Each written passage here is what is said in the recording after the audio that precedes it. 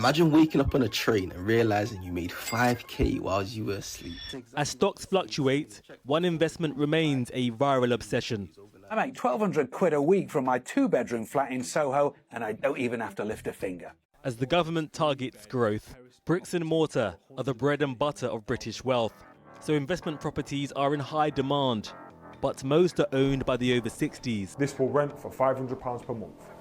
And a new generation is desperate to join the game. So that's the one with the skip. Clinton Usuma is a young man hoping to win in an old man's domain. So we're renting out each individual room, 6 individual tenants. The house is a former family home that has become one of the UK's 4.5 million investment properties, bought by entrepreneurs to be rented out for profit. Buy-to-let is not just big business, but Britain's biggest business by number of firms. Plan where we're going to put the sockets. Clinton and his business partner Ezekiel plan to cut this home in Yorkshire into a house of multiple occupancy, known as a HMO, that lets to numerous renters. You can rent out an individual house and rent it to a family and make £300-400. We're doing this as a HMO and we'll make triple that amount of profit. So you're from East London, and we're in Huddersfield. You're a long way from home right now. Yeah. You know, when we were looking at London, for a one-bed house, one-bed flat, you're looking at about £300,000.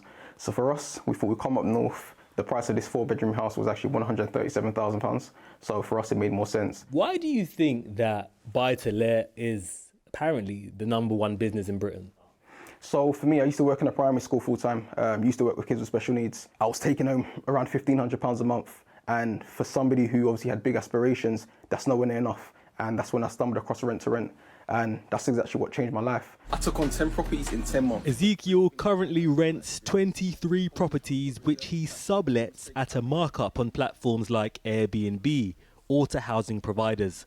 This is known as rent-to-rent and is popular with investors without the capital to buy. But rather than add to the housing supply, speculators who rent-to-rent increase the demand and with it the price. The profits made from rent-to-rent has helped give Ezekiel the capital to buy this house. Some say that rent-to-rent is an extremely harmful model, as well as obviously less sustainable. The way I look at it, the amount of families that I've accommodated, you know, I've helped a lot of families in multiple different situations. As I said, some of my properties I work with social housing companies. But with rent-to-rent, what you're doing is you are adding greater inflation into the market because that property would still be there whether you were there or not. I wouldn't say that. Yes, the properties would have been there. It probably would have been one family living there, but I've accommodated multiple families. So yes, the property would be there, but how many families would have been accommodated? And so I've technically solved that problem. Ezekiel and Clinton are small speculators in a big pond. The buy-to-let boom started in the 90s with changes to tax and tenancy laws. This rose as interest rates in the 2010s fell on new buy-to-let mortgages.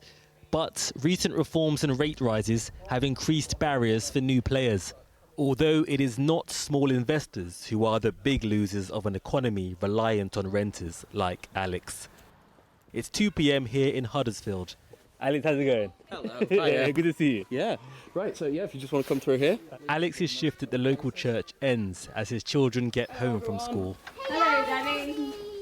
The father of 3 has one job for every child and is his family's breadwinner, with rent their biggest cost. Hi, Mum. You had a good day? Yeah. Have you noticed an increase in buy-to-let investors and property speculators over the last few years? Before we were in the place that we're in now, we actually found out that the landlord that we were with actually owned the entire street. I'm more than happy for people to come and live here. You know, I love the sort of mix of cultures and things that we have here.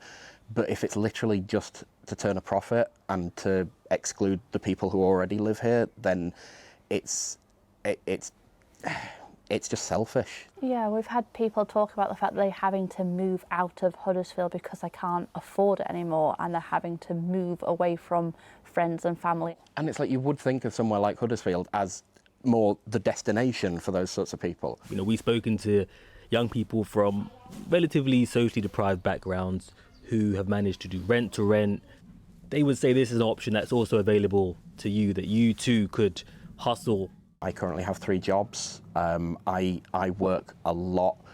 I work to a point where I can't see my family anywhere near as much as I'd like to. If you're making your money on something as basic as somewhere to live, then to me, I don't think that that's an ethical way to make money, and it's not something that I would want to do, even if I felt like I actually had the opportunity. The current government has promised to achieve economic growth and to raise living standards. But right now in Britain, the number one business is buy-to-let. What would be your message to Rachel Reeves about what the economy feels like for renters? It's an absolute rat race to get any kind of like council housing, anything like that. It does feel like people can basically charge whatever they want for places, and I think that has to change. I think most people are saying that at least 50% of their income is going on their rent, which means that the other businesses are failing because people are not going out and spending money, and it's just a downward spiral for the whole community. What this is all about is how does an economy in which the number one business is the purchase of homes for rent improve the lives of the least well off? How does a buy-to-let economy encourage innovation or ensure that working people have a future? The cost of living means home ownership is a long way from this family, who have now joined the renters' union Acorn. They have become politicised from being on the wrong side of Britain's growing ownership divide. Now, over 400,000 companies are recorded as buy-to-let firms in a country desperate for growth, but at whose expense?